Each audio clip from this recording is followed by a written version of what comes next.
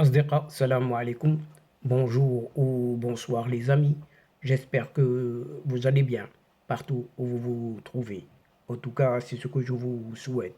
Et pour le meilleur de toutes les situations et de toutes les circonstances, là où vous êtes tout simplement.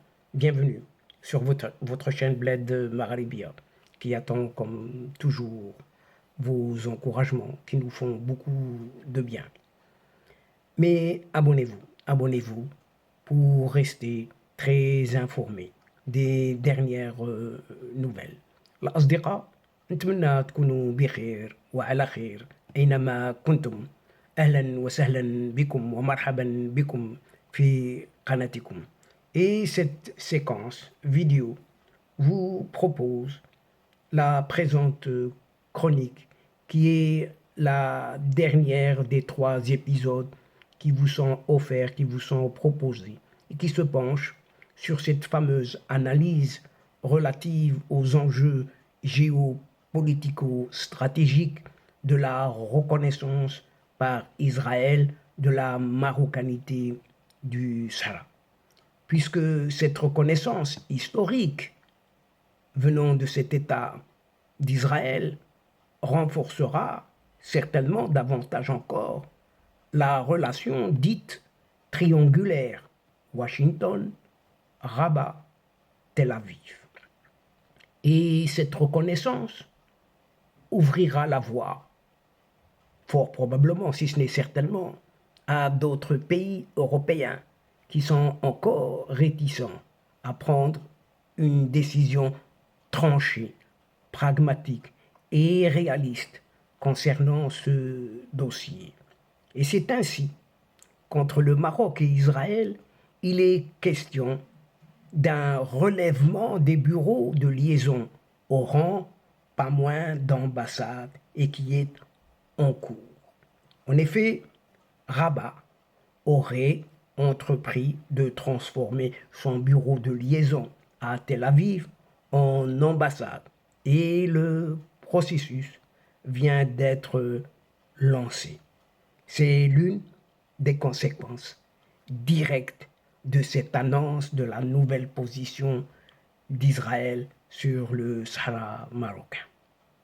La décision de l'État d'Israël de reconnaître la souveraineté marocaine sur ces provinces du Sud s'inscrit dans la dynamique positive de la diplomatie marocaine à l'échelle internationale et va renforcer la relation dite triangulaire Washington, Rabat, Tel Aviv et l'inscrire dans la durabilité et la pérennité.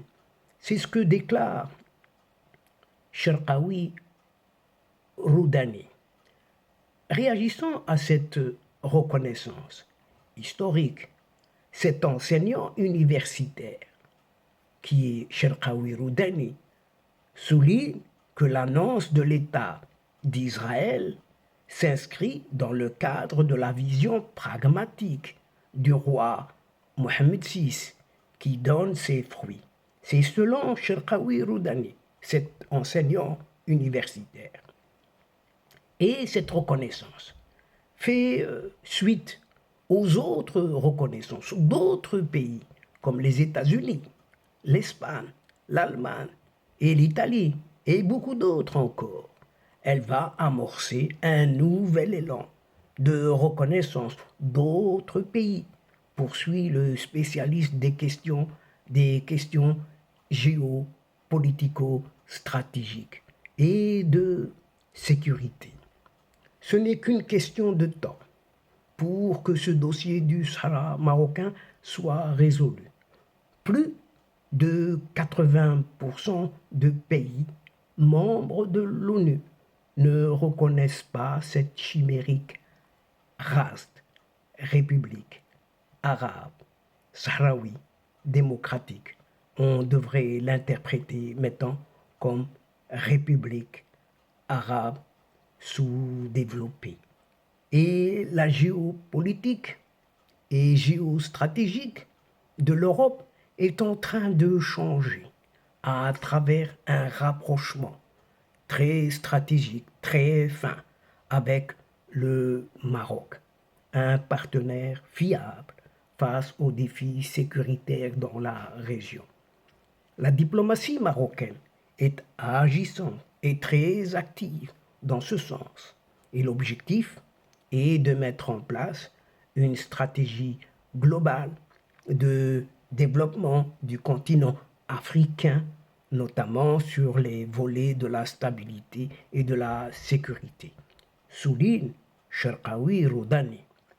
À noter que cette annonce majeure intervient à la veille de la célébration d'une certaine fête du trône au Maroc, ce qui montre qu'il y a une grande considération de la part d'Israël dans le rôle de la monarchie marocaine dans la sécurité régionale et constitue également un signal fort dans le cadre du rôle joué par les souverains marocains pour la paix entre la Palestine et Israël. Et cet interlocuteur, Cherkaoui Roudani, estime que la reconnaissance par Israël de la souveraineté marocaine sur le Sahara ouvrira la voie à plusieurs autres pays réticents à prendre une décision tranchée, pragmatique et réaliste concernant ce dossier. La France. La France va bientôt emboîter le pas à Israël, car elle ne peut plus rester assise sur deux chaises, puisqu'elle doit être plus lucide et claire dans sa position. Le Maroc est intransigeant sur son intégrité territoriale et plusieurs pays, notamment européens, l'ont bien compris. C'est ce que précise toujours Cherkaoui Roudani, cet enseignant universitaire. Et c'est pourquoi le Maroc est en passe d'élever son bureau de liaison à Tel Aviv, au rang d'ambassade. Et selon l'agence espagnole EFE, qui cite une source gouvernementale marocaine, le processus serait déjà en marche. Le responsable marocain affirme qu'Israël, en annonçant sa reconnaissance de la marocanité du Sahara, vient de franchir un pas décisif dans les relations entre les deux pays. Sa reconnaissance de la souveraineté marocaine sur ces provinces du Sud et son intention d'ouvrir un consulat à Dakhla est une position avancée qui ne saurait souffrir d'aucune ambiguïté. Évidemment, souligne toujours la même source, cette décision n'a aucun lien avec la reprise des relations diplomatiques entre les deux pays. Il y a 2 ans seulement et demi, 2 ans et demi, en décembre 2020.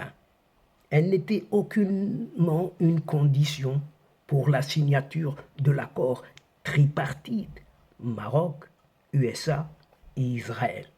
Mais elle en est certainement la conséquence, tout simplement. Le changement de la position d'Israël sur la question du Sahara marocain est annoncé à travers une lettre adressée au souverain par le Premier ministre israélien Benjamin Netanyahou.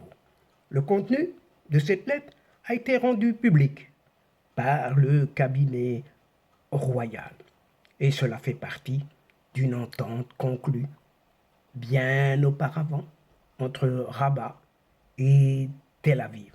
Il a été ainsi décidé que c'est le destinataire, celui qui reçoit la lettre, qui allait en annoncer la teneur, le contenu.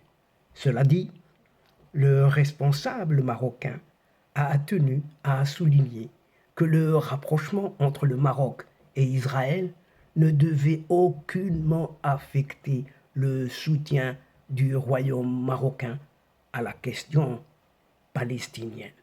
Le Maroc continuera à défendre les intérêts des Palestiniens. Notons aussi que l'annonce de la nouvelle position israélienne intervient quelques jours seulement après le retour de l'ancien chef du bureau de liaison à Rabat, un certain David Govin. Ce dernier, David Govin donc, devait en toute logique voir son statut promu au grade d'ambassadeur. Et cette annonce intervient aussi juste après l'arrivée à Rabat d'un attaché militaire israélien, ce colonel Sharon Etash, qui devrait prendre officiellement ses fonctions dans les quelques jours à venir.